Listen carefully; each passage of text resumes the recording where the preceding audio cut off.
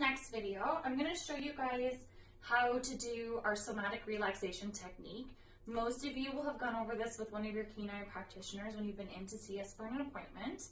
It's a really nice technique to help the nervous system just re-regulate, allowing our dogs to come into that parasympathetic rest, digest, and relax mode. And it's also really great to help some of our dogs on a regular basis who've maybe been holding a lot of chronic tension just from mobility challenges or stiffness in the body, lack of movement, etc. So it's kind of a double win in that we're going to get nervous system regulation and we're going to really help make sure the spine is feeling optimal as well. So I want you to find a comfortable space to work in. And then once your dog is ready, I encourage you to keep a collar on for this just so you can hang on to them. You're going to get them to come up into a sit. Good girl. And if they don't want to come up into a sit, which sometimes happens, you can work with them laying down. I just want you to be ready for them to roll over. So I'm going to see if I can get her to sit up. Sit. See, sit. Good girl. And what you're going to do is you're going to hold her collar. And I'm going to just reposition her here so you can see a little bit more. Good girl. Good girl. Good girl. And sit. See, sit. Good girl. Okay, so you're going to hold their collar gently. And what we're going to do is you're going to try to lift that collar up out of your way a little bit, so you might have to loosen it. And I want you to take the flat of your hand, and you're going to come up and find the little ridge at the top, the back of their head. That's their little occipital ridge on their skulls. You're going to start up there with just gentle connection. And you're going to hold their collar. And I want you to take a nice deep breath, just trying to ground your body as well. Hi, baby girl. And then what you're going to do is you're going to take the skin from the back of that point of their skull and stretch it down.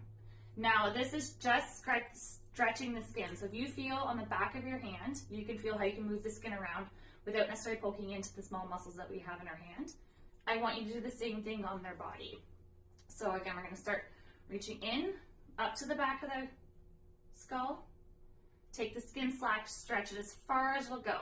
Now in our breeds, and depending on the tension in your dog, how far that skin stretch is going to go is going to depend on their current body. So don't worry if you only feel like you can slide a little bit before there's tension.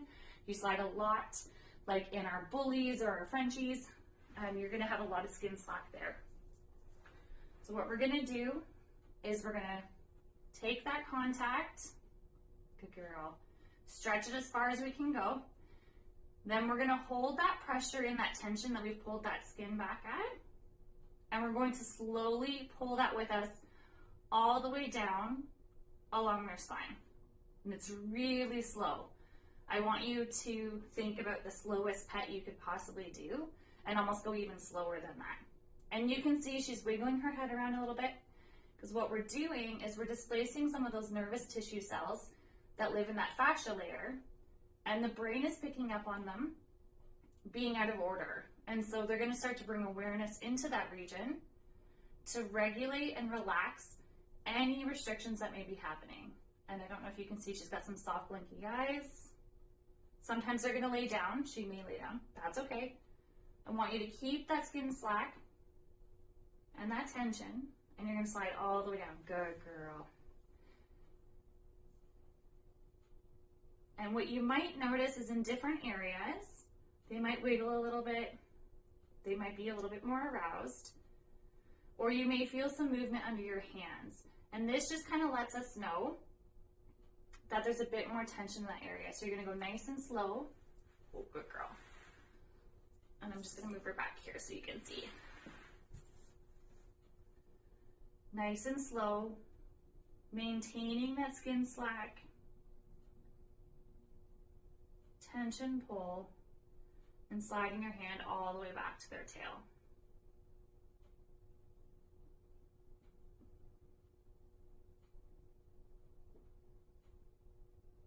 And when you're doing this, I want you to just take notice of their breathing. You may see it increase a little bit. You may see it deepen a little bit. These are all great signs that the nervous system is picking up on our contact. She's going to have a little bit of a stretch, and that's okay. And as I'm getting over her low back, she is really starting to feel it a little bit. And this is an area where dogs tend to hold a lot of tension. So It's okay if they want to check you out, wiggle around.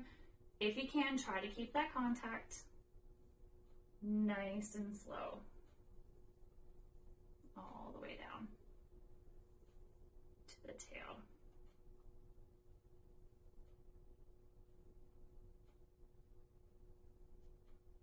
There we go.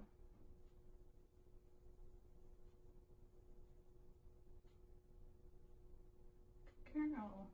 Her face is softening a little bit again, and she's relaxing now. They've gone over that lumbar region of her back, moving over her sacrum and her pelvis now. And then we're getting to that tail. I'm getting a little bit of a lick. Thank you. Good girl. You can come down the tail as well if your dog's used to having their tail handled, or you can skip it for now. That's okay.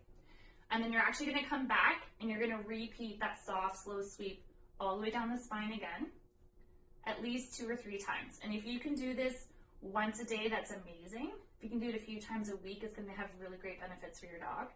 But if you have a dog who's having some nervous system challenges, like they're really anxious or really stressed or really high energy and don't rest well, or a dog with some mobility issues, if you can actually do this a few times a day, you're really going to see some improvements in how their nervous system is regulating and functioning.